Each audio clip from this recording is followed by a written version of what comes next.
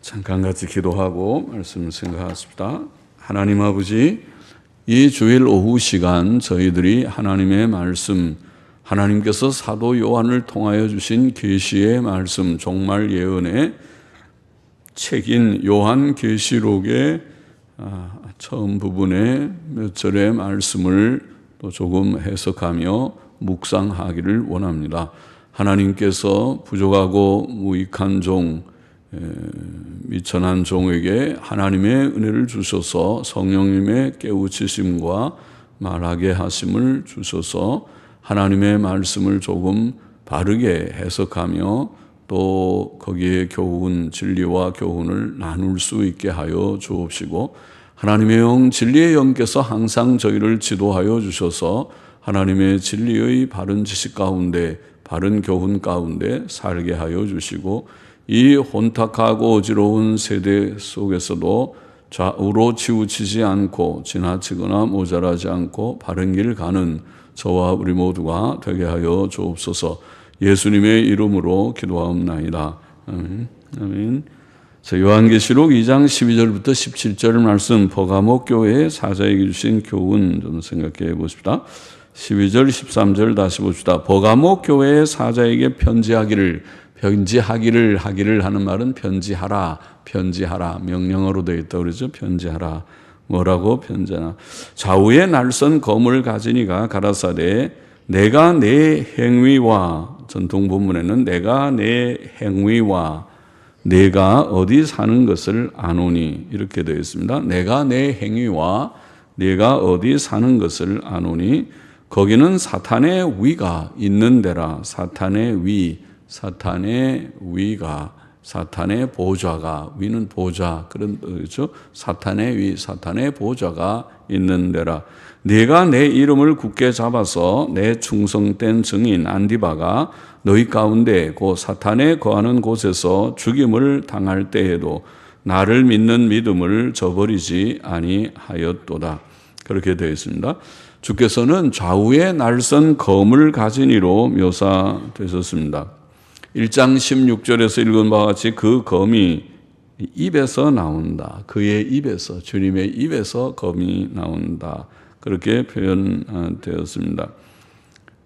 그 좌우에 날선 검은 그의 예리한 말씀, 날선 검과 같은 예리한 말씀, 즉 사람의 죄를 지적하여 영혼을 회개시키는 말씀을 가르칩니다. 하나님의 말씀은 좌우에 날선 칼과 같다. 그렇게 성경에 말씀했습니다. 히브리서 4장 12절 말씀. 하나님의 말씀은 살았고 운동력이 있어 좌우에 날선 어떤 검보다도 예리하여, 날선 검보다도 더 예리한 말씀이다. 그래서 예리하여 혼과 영과 및 관절과 골수를 찔러 쪼개기까지 하며, 아주 강조했어요. 혼과 영은 성경에서 한 실체지만은 그러나 영혼, 마음 깊은 곳을 찔러서, 사실 마음은 다른 사람에게 드러나지 않잖아요. 같이 사는 식구라도, 부부라도 마음을 다 알지 못할 것인데, 형제라도, 친구라도. 그런데 하나님께서는 우리의 마음을 깊이 보셔서 혼과 영, 그렇게 강조해서 표현하고, 관절과 골수, 우리 몸에 다 토막들이, 관절들이 많은데, 조인트로 관절들이 많고, 또 골수, 뼈속까지는 골수인데 그 우리가 볼 수 없는데 하나님께서는 우리의 영육의 깊은 것을 다 보신다는 것이죠. 사람은 외식도 하고 위선도 하고 다른 사람 앞에서 아주 착한 척도 하고 예쁜 척도 하고 그러지만은 다 좋지만은, 그러나 하나님이 진짜 착한지, 진짜 예쁜지, 진짜 마음에 무슨 마음을 품었는지 속을 깊이 보신다. 그래서 그 속에 죄가 특별히 있을 때, 하나님의 관심은 죄니까 죄악을 하나님이 지적해서 다 죄를 통해 자복하게 해야 합니다. 사람이 죄를 깨닫는 게 참 중요합니다. 암만 그래도 죄를 깨닫지 못하면 무지한 자요. 그러나 죄를 깨달으면 회개하고 참 구원에 이르고 참 의와 거룩에 이르니까 죄를 깨달아야 되는데, 그래서 영혼과 영과 및 관절과 골수를 찔러 쪼개기까지 하며 또 마음의 생각과 뜻을 감찰한다. 하나님밖에 하실 수 없죠. 하나님의 말씀밖에. 하나님의 말씀, 성경을 고요히 읽을 때나 또 진지하게 잘 기도하면서 성경을 들을 때 성경을 그냥 흘려 보내듯이 졸면서 들으면 앞만 읽어도 무슨 말인지 모르고 읽을 수도 있고, 들을 때도 설교 시작하면 같이 졸기 시작하는 사람들 참 걱정이죠. 중병에 걸린 것이죠. 죄를 지어서 그럴 경우도 많아요. 물론 이제 몸이 약해서 당뇨 증세가 있어서 그럴 수도 있고 몸이 너무 피곤해서 그럴 수도 있지만은, 그런 게 아니라 어떤 사람은 습관적으로 아예 말씀만 들으면 졸리는 사람이 있어요. 그러나 세상 얘기하면 눈이 번쩍 뜨이는 사람이 있고, 돈 얘기하면 번쩍 뜨이고 그러는데, 그건 아주 중병이죠. 말씀 얘기를 하면 졸기 하다가 말씀 끝나면 같이 깨어나는 것은 진짜 그런 마귀의 시험에 깊이 들어있는, 그냥 죄를 지어서 그럴 경우가 많죠. 죄 지으면 그렇게 돼요, 사람이. 그러나 사람이 깨어 있으면은 그렇지 않죠. 하나님의 말씀에 대한 진지한 사모하는 마음을 갖게 되겠죠. 그래서 하나님께서 우리의 마음을 깊이 감찰하신다. 성경 말씀, 하나님의 말씀은 날쌘 검보다 더 예리하다. 그렇게 표현했습니다. 물론 하나님의 말씀은 악인을 죽이기도 할 것입니다. 오늘 본문에 보면 하나님께서 악한 자를 내가 가서 직접 내가 그를 이제 처리하겠다 말씀하시는 거죠. 주께서는 좌우의 날선 예리한 칼과 같은 말씀을 주십니다. 버가모 교회 목사는 영적 전쟁에서 하나님의 말씀을 사용해야 합니다. 개인의 신앙생활과 교회의 바른 건립은 영적 전쟁과 같다고 하겠습니다. 마귀와 불신앙과 비진리를 대항해 싸울 이 전쟁에서 우리의 무기는 오직 하나님의 말씀뿐입니다. 영적 전투와 같은 개인의 신앙생활, 참된 교회를 세운다는 것이 참 어렵죠. 교인만 그저 많이 모으는 것은 조금 쉬울지도 모르죠. 세상 방법을 다 도입해서 무조건 교인들을 좋아하는 대로 해서 많이 모으는 그런 것도 머리 좋은 사람들은 할 수 있고 좀 재주 있는 사람은 하겠죠. 그것이 아니라 참된 교회를 세우는 것은 잘못됐다고 말하면 기분 나쁜 사람들은 떠나기도 하겠고 위선자들은 또 떠나기도 하겠죠. 진실한 사람, 진지한 사람, 바로 믿고자 하는 사람들만 모이게 하면서 참된 교회를 세워나간다는 것이 쉬운 일은 아니겠죠. 영적 전쟁과 같다. 개인의 바른 신앙생활, 또 교회의 바른 건립. 그래서 이제 이 일을 위해서 하나님 말씀, 날선 검과 같은 말씀을 가져야 할 것이라고 봅니다. 예수께서는 마귀의 시험을 물리치실 때 기록되었으되 그렇게 말씀하셨죠. 기록된 말씀, 구약 성경 말씀, 신명기의 말씀들을 인용하면서 물리치셨습니다. 성경 말씀을 사용했습니다. 오늘날 우리도 마귀의 시험을 물리칠 때 기록된 성경 말씀을 사용해야 하겠습니다. 그래서 많이 오늘날 말로 입력을 시켜야 출력할 것도 있습니다. 속에 든 것이 없으면 나올 것도 없으니까 성경을 많이 우선 읽고 듣고 많이 성경 말씀을 입력시키죠. 많이 읽으시기를 바랍니다. 그래야 적재적소에 마귀가 시험할 때 성경 말씀이 깨달아져서 저 성경에 위반됐는데 저건 아닌데 분별력이 생기고 또 대처할 수 있게 될 것입니다. 버가모라고 하는 이 도시 버가모는 사탄의 위가 있는 곳이다. 오늘 본문에 사탄의 위가 거기에 있었다. 곧 우상 숭배의 총본부와 같았다는 말씀이죠. 그 도시에는 유명한 제우스 신의 신전과 또 여신인 아테네의 여신을 아데나라고 하는 아테나 여신의 신전과 디오니소스 신의 신전 외에 뱀 모양의 의술의 신 에스큘라피우스라고 하는 발음하기도 어렵죠.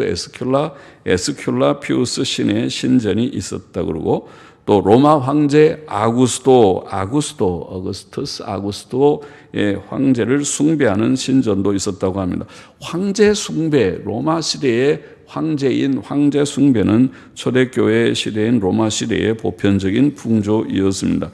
예수 믿는 사람들이 황제 숭배를 하지 않는다고 핍박을 많이 받았었습니다. 사탄은 여러 가지 방식으로 하나님의 교회를 혼란시켰고 구원받은 성도들을 미혹하게 잘못된 길에 빠지게 하고 위협하였습니다. 그러나 버가모 교회의 목사는 믿음과 순종의 행함이 있는 사람이었고 죽음의 위협 속에서도 믿음에 굳게 선 사람이었습니다.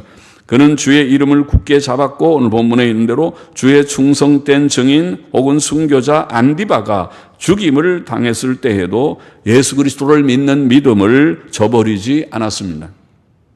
죽음의 위협 속에서 바른 믿음을 지키는 사람은 순교자 못지않게 죽는 안디바도 훌륭하지만은 안디바가 죽을 때 그럼에도 불구하고 자기도 당당히 복음을 전하고 하나님의 진리를 전파하고 또 지킨다는 것은 순교자 못지않게 충성된 자일 것입니다.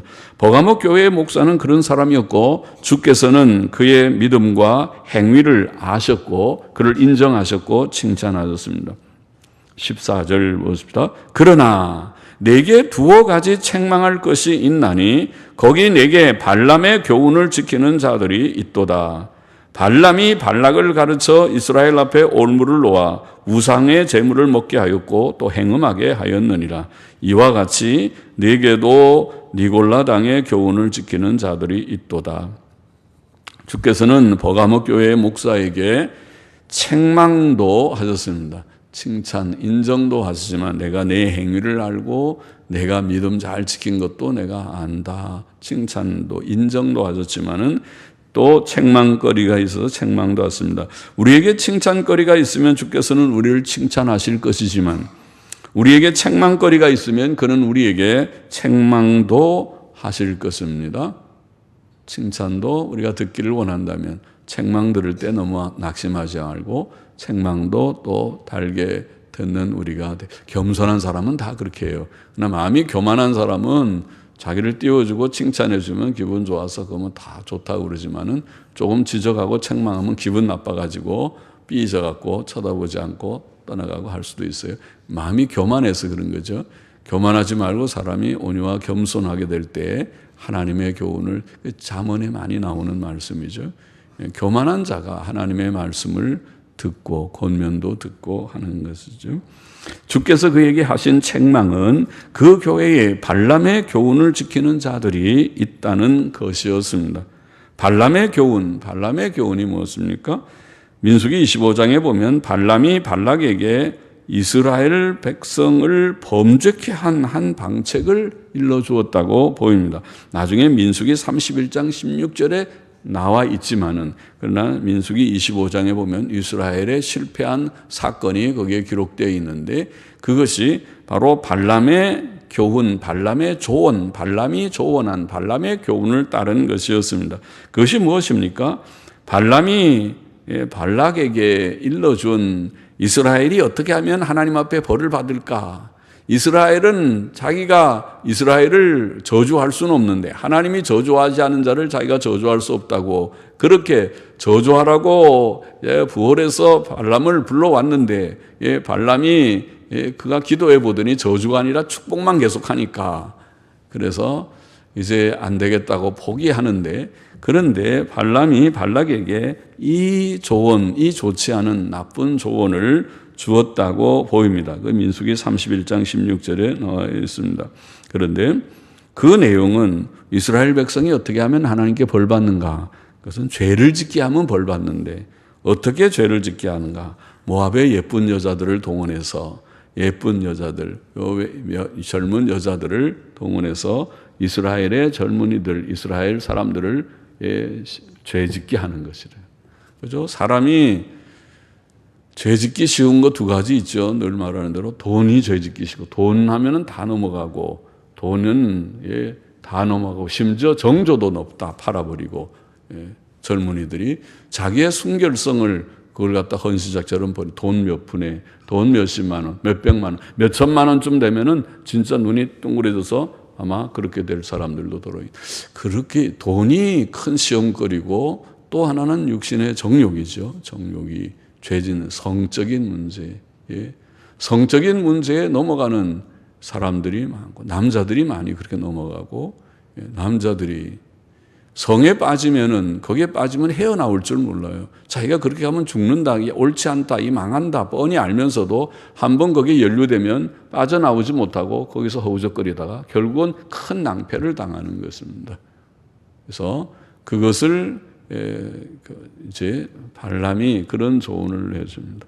그래서 모압의 여자들을 오늘날로 말하면 미인계죠. 모압의 여자들을 동원해서 여자들이 처음에야 그렇게 접근하겠습니까? 그냥 친교를 위해서 또 종교적인 행위를 위해서 그들이 우상의 제물을 먹게도 하고 그리고 행음하게도 하고 그래서 이 부패된 이방 종교들은 항상 그런 부패된 것들이 있습니다. 요즘에도 이단 종파들 속에는 항상 그런 부패된 것이 따라다닌다고 성경도 증거하고 또 많은 이단 종파들의 사례들이 그렇죠. 이단 종파들이 윤리성, 도덕성이 결여되어 있다. 도덕성이 결여되어 있지 않고 신사적이면 좋겠지만 들어가는 건 쉬운데 나오기가 어렵다든지 그 속에 연루되면 여러 가지 얽혀서 그런 죄에 떨어지게 된다든지 그런 것들이 많다고 알려져 있죠. 여기에도 이스라엘 백성들의 범죄가 그렇습니다. 행음하게 하고 우상제물 먹게 하고 그렇게 함으로써 하나님께서 그들에게 진노하셨다. 그것이 민수기 25장에 나와 있는 그런 내용입니다. 그것이 발람의 교훈이었다. 민수기 31장 16절에 보면 그렇게 나중에 그렇게 얘기했어요. 나중에 발람이 그런 교훈을 했다. 이와 비슷한 교훈이 버가모 교회 안에 들어온 니골라 당의 교훈이었다고 보입니다. 이게 발람의 교훈은 곧 니골라 당의 교훈을 지금 가르쳐서 표현한 것입니다. 옛날에 발람이 그렇게 했듯이 니골라 당의 교훈도 비슷했습니다. 두 가지, 우상 숭배와 음행 비슷하잖아요.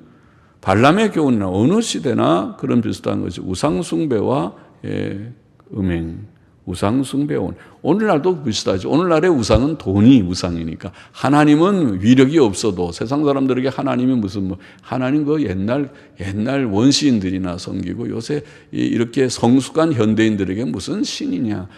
신이 하늘 저 너머에 무슨 신이 계신가. 그런 허황한 미신적인 얘기하지 말라. 젊은이들이 그러겠죠. 그래요? 그럼 그렇게 하나님 없이 살아보세요. 이 세상이 하나님이 만든 세상 속에서 하나님 없다고 그렇게 큰 소리치고 살아보세요. 그것이 옳은지 아니면 창조 세계 속에서 하나님 감사합니다. 이게 옳은 태도인지 깊이 생각해 보라. 그것이 이 세계가 하나님 안 계시면 그러면 어디서 왔는데 이 세계가 이 세상이 어디서 기원했는데 당신이 아는가?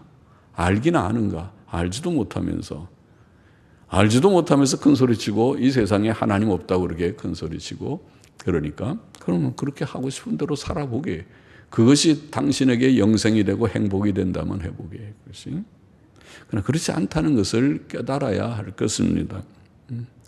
그런데 돈이 우상이 돼서 하나님은 없어도 돈이면 다 된다. 돈이 모든 것을 다 해결할 것처럼 잘못 알고 있죠. 그래봐야 돈이 해결 하나도 하지 못하는 것을 조만간 깨달을 텐데 돈은 어느 날 독수리 날개를 달고 날아가듯이 잠언에 있는 대로 어느 날 그렇게 많은 돈이 하루아침에 몇십억이 날아가는 수도 있고 다 죽고 나면은 그 돈이 아무것도 아닌 경우도 있고 돈이 헛되다고 하는 돈이 많은 사람들도 행복한 것이 아니라 돈이 많은 저 사람은 돈이 많은데 왜 자살을 했어? 돈이 많은데 왜 저렇게 밤마다 눈물을 흘린대? 돈이 인간의 행복의 조건이 되지 못하는 사람들도 있습니다. 돈이 신이라고 생각하고 그 다음에 음행하고 그것이 근데 니골라 당은 종교의 이름을 빙자하면서 그렇게 돌았어요. 그래서 아마 오늘날로 말하면 반율법주의일 것입니다. 반율법주의자들 예수님 믿고 구원받았다고 말을 하면서도 그러나 죄를 용인하고 죄를 포용하고 나아가는 그렇게 너무 계명을 따질 거 없어. 요새는 율법 지키는 시대가 아니야. 요새는 은혜 시대니까 예수님 믿으면 다 돼. 그다음 웬만한 건 그냥 다 그냥 넘어가고 포용할 수 있다 생각하는 그런 사들도 많이 있는 것 같죠. 그래서 이게 믿음의 생활이 맞나? 이게 기독교가 그런 것인가? 값싼 구원 그런 말도 하죠. 값싼 구원이 그냥 예수 믿습니까? 믿습니다. 몇 가지에서 믿습니다. 그럼 됐습니다. 구원받았습니다. 구원받기는 구원이 그렇게 쉽게 구원은 하나님의 은혜지만 구원받았으면 그러면 이제 죄를 버려야 되는데 죄 버립니까? 아니 죄는 안 버리고 그냥 죄는 재미있으니까 죄는 그대로 가진 채로 구원은 받고 천국 하나님의 백성은 됐다고 생각하라고 자꾸 그러니까 생각하고 그러나 하나도 바뀐 것은 없고 그게 구원입니까? 도대체 하나님이 그런 구원을 원하시는 것입니까? 네. 예수님 믿고 구원받았다고 입으로만 그냥 겉에다가 구원이라고 여기다 하나 써붙여 놓으면 구원이 되는 것입니까? 하나도 심령에는 변한 것이 없이 하나님도 좋아하지 않고 성경도 좋아하지 않고 죄를 미워하지도 않고 여전히 죄 가운데서 낙을 누리면서 사는데 그냥 구원이라고 여기다 하나 써붙여 놓으면 구원받은 것입니까? 참 쉬우네요. 그런 값싼 구원 때문에 그것이 도대체 이게 복음인가? 그런 회의를 가지는 사람들도 있죠. 그건 아닐 것이다. 청교도들이 그거를 제일 저항했습니다. 종교가 부패되고 해이해지면은 영국 교회가 부패되면 교회인지 세상인지 알 수 없게 돼버리는 오늘 시대처럼 돼버리면은 이것은 아니다. 이것이 기독교가 아니다. 그것이 청교도 운동입니다. 청교도들의 그런 얘기입니다. 그것은 신행일치해야 된다는 것을 말하는 것입니다. 복음은 하나님의 은혜지만은 정말 은혜로 구원받은 사람은 죄를 버려야 된다는 단순한 말을 그냥 좀 더 진지하게 표현한 것입니다. 오늘날도 교회는 우상숭배와 음행을 용납해서는 안 됩니다. 오늘날 교회가 경계해야 할 우상숭배 많이 있지만은 천주교회의 마리아 숭배는 분명히 우상숭배입니다. 마리아는 하나의 인간입니다. 마리아는 신이 아닙니다. 그들도 신이 아니라고 말하죠. 신이 아니라고 말하지만은 모든 사람들이 기도하는 걸 다 듣는 그런 기도의 대상을 만들어 놨으니까 그건 신이지. 인간이 듣습니까? 인간이 몇 개 국어를 하는데 동시에 몇 사람이 얘기하는 말을 다 들을 수 있는 것이 인간인데 마리아가 인간이라면 인간이 그 많은 사람들이 마리아 기도송을 중얼거리면서 말하는 것을 알아듣는단 말입니까? 그거는 신이 만들어 놨지. 당신이 솔직하게 마리아를 신으로 우리는 믿는다고 말해야지. 그래서 천주교 안에서는 삼위일체가 아니라 사위일체라고 말하는 말도 나오지만은 말이죠. 마리아를 신으로 만들어 놨으니까 우상숭배라고 하는 것입니다. 마리아 숭배는 우상숭배입니다. 마리아는 우리의 기도의 대상이 아닙니다. 마리아는 우리의 중보자가 아닙니다. 마리아는 온 만물을 그에게 바칠 수 있는 역대 교황들이 온 세계를 마리아에게 바치지 않았습니까? 그런 대상이 아닙니다. 마리아는 예수 그리스도를 믿고 구원받아야 할 한 여인에 불과합니다. 마리아 숭배, 그건 현대 우상 숭배입니다. 그래서 천주교는 기독교가 아닙니다. 우상 숭배의 교입니다. 그렇잖아요. 어떻게 우상 숭배가 기독교가 될 수 있습니까? 지금 하나님께서 제일 미워하시는 그 첫째가 우상 숭배, 음행을 지금 말하고 있는데 우상 숭배를 하고 있는 종교라면 그것이 어떻게 기독교입니까? 그건 하나님이 미워하시는 교가 아닙니까? 또 자유주의 신학의 인간 숭배, 휴머니즘. 자유주의 신학은 결국은 이성을 높이든지 인간의 경험을 높이든지 그러는 것이 아닙니까? 내가 경험할 수 없으니까 기적은 없다는 것이 아닙니까? 이성적으로 내 모든 것들이 불합리하니까 믿을 수 없다는 것이 아닙니까? 결국 그 속에는 인간이 최고의 가치라는 것이 아닙니까? 인간이 모든 것의 잣대라는 것이 아닙니까? 자유주의 신학의 중심에는 인간이 하나님을 대신하고 있습니다. 그것은 우상숭배입니다. 인간숭배입니다. 종교다원주의의 이방 종교 관용도 마찬가지입니다. 모든 종교들을 용납하는 그것이야말로 우상숭배를 용인하는 것이 아닙니까? 기독교뿐 아니라 다른 모든 종교도 그들의 나름대로의 신에 대한 이해가 서로 다를 뿐이지 신은 하나다. 한 신을 우리는 기독교적인 이해가 있고 다른 종교는 다른 종교적인 이해가 있고 다 종교들이 서로 다양한 그런 이해 접근 방식이 다른 것이지 한 신을 지향하는 것이다. 한 신을 섬기는 것이다. 그것이 우상숭배가 아닙니까? 옛날부터 생각해오는 다양한 신들을 용인하는 것이 아닙니까? 현대적인 우상숭배입니다. 거기에 더해서 아까 말한 돈을 첫째로 가치 있게 여긴다면 그것도 일종의 우상숭배입니다. 오늘날 교회는 우상숭배를 우리가 경계해야 됩니다. 우상숭배의 용납은 하나님께 책망받을 큰 잘못입니다. 또 오늘날 교회는 음행을 경계해야 합니다. 현대사회와 문화는 매우 음란한 문화이지요. 그것은 잘 우리가 알고 있는 바입니다. 오늘날 교회에는 이 음란 풍조가 깊이 들어왔습니다. 성경이 말하는 음행 가운데 특별히 성경이 지적하는 음행 중에 하나가 동성애입니다. 성경 시대에 로마서나 고린도전서 6장에 나와 있는 동성애 용어가 있죠. 탐색, 남색이라는 용어가 있는 그 동성애라고 하는 죄, 그것이 음행의 한 특별한 형태라고 할지, 음행이 좀 그냥 보통 평범한 음행은 제7계명을 어겨서 부부관계를 벗어나서 넘어서는, 결혼관계를 넘어서는 결혼 전, 결혼 외의 그런 관계들이지만은 그것이 좀 더 심해지면 동성애라고 발전합니다. 그것이 소돔 고모라의 죄였습니다. 동성애의 죄가 지금 오늘 현대 사회의 음란한 사회의 현주소입니다. 오늘날은 동성애가 점점 포용되고 있습니다. 유엔은 동성애를 인정하고 있습니다. 유엔이 우리나라의 서울시장도 인정하고 있습니다. 동성애 행사를 시청 앞 광장에서 하게 하고 있습니다. 퀴어 축제라고 하죠. 하나님께서 미워하시는 일입니다. 그런데 이런 세상만 그런 것이 아니라 교회가 동성애를 용납해서 지금은 교회 안에 동성애 교회도 아예 동성애 메트로폴리탄 커뮤니티 철치라고 하는 동성애 교회가 교단이 있습니다. 또 뿐만 아니라 대교단에서 동성애 목사들이 생겼습니다. 미국의 감독교회 안에서 동성애 감독들이 생기고 또 큰 장로교도 그렇고 감리교도 그렇고 또 이런 동성애 목사들이 생겼습니다. 공공하게 동성애자라고 알려져 있는 자들이 목사가 돼서 목회를 합니다. 또 목사들이 동성애자들을 그들을 결혼주례라고 하고 있습니다. 이 지경이 됐습니다. 그러니 이것이야말로 발람의 교훈, 니골라당의 교훈과 무엇이 다른 것입니까? 오늘날 교회는 그것을 우리가 깨달아야 되고 이것이 참 하나님 앞에 가증스러운, 이것이 배교의 징조로구나. 이것이 참 멸망할 시대가 됐구나 깨닫고 우리가 배척하고 배격해야 경계해야 합니다. 16절을 보십시다. 그러므로 회개하라. 그리하지 아니하면 내가 내게 속히 임하여 내 입의 검으로 그들과 싸우리라. 주께서는 보가목 교회의 목사에게 회개를 촉구하셨습니다. 교회 안에 우상 숭배와 음행을 하는 자들을 용납하는 것은 교회의 목사가 회개할 죄이었습니다. 그렇죠.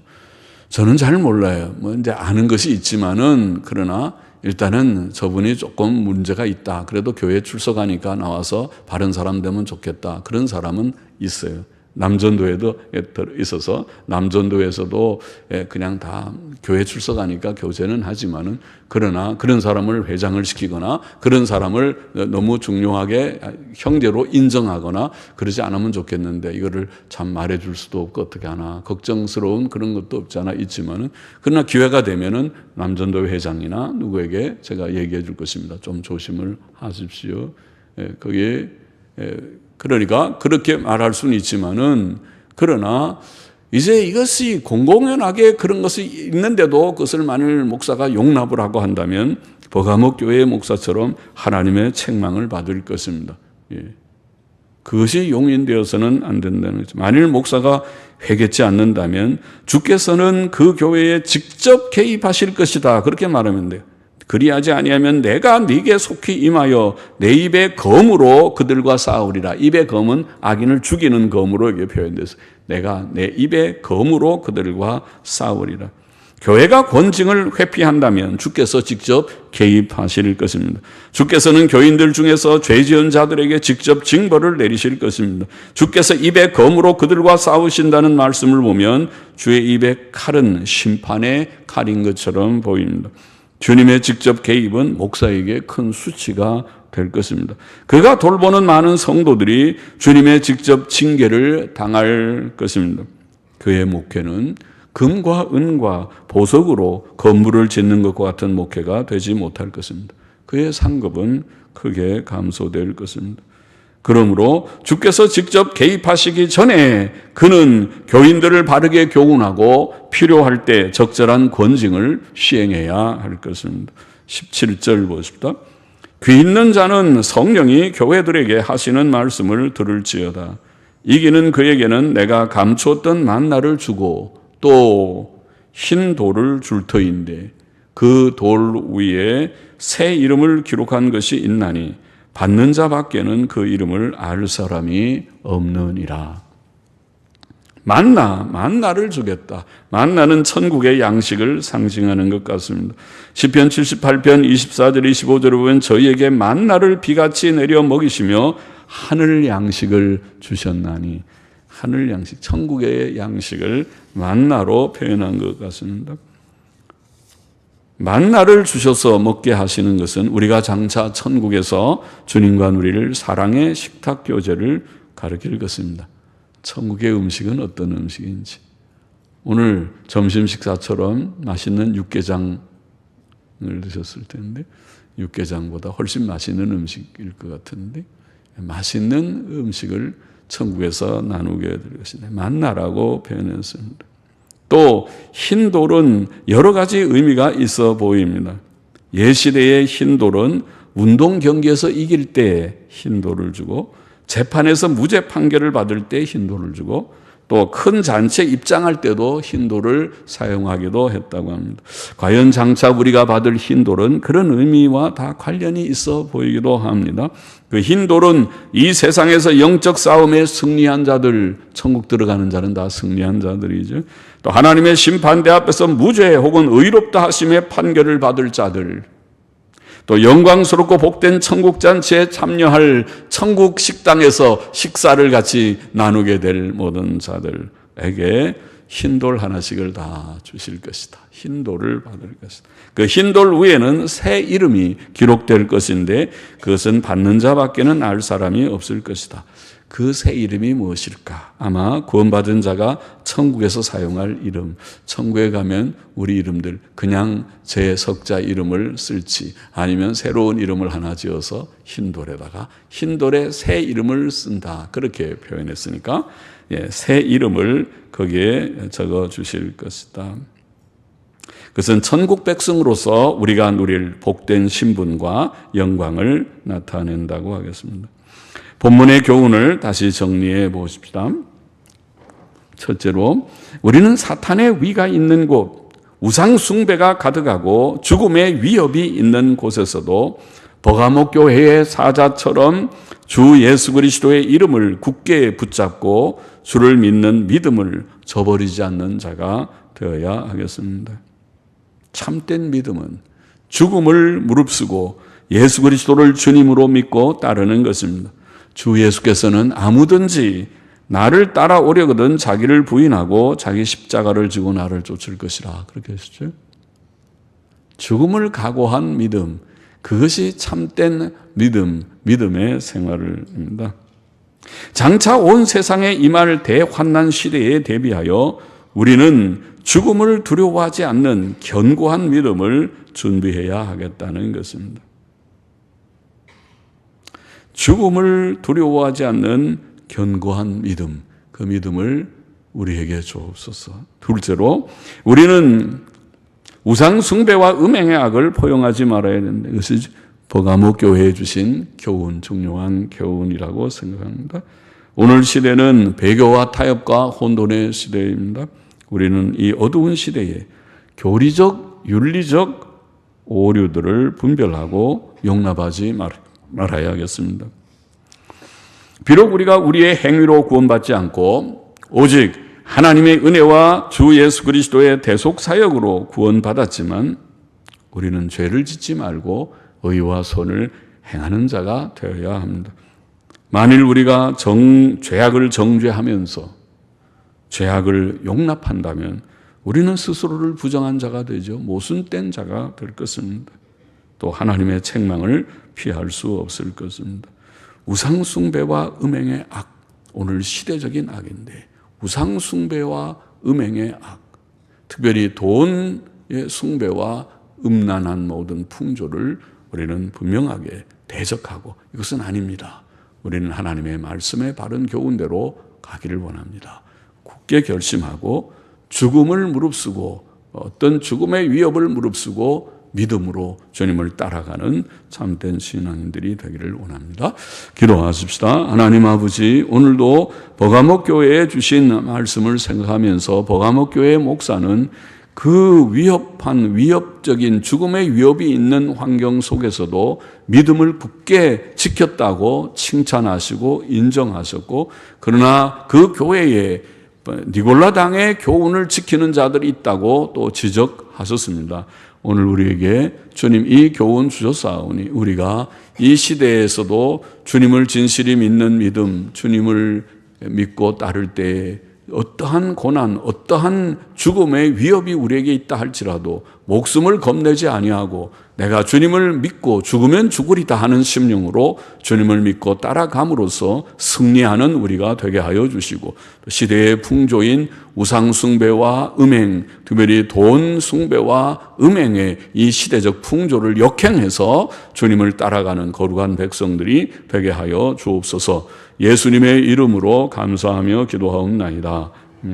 아멘.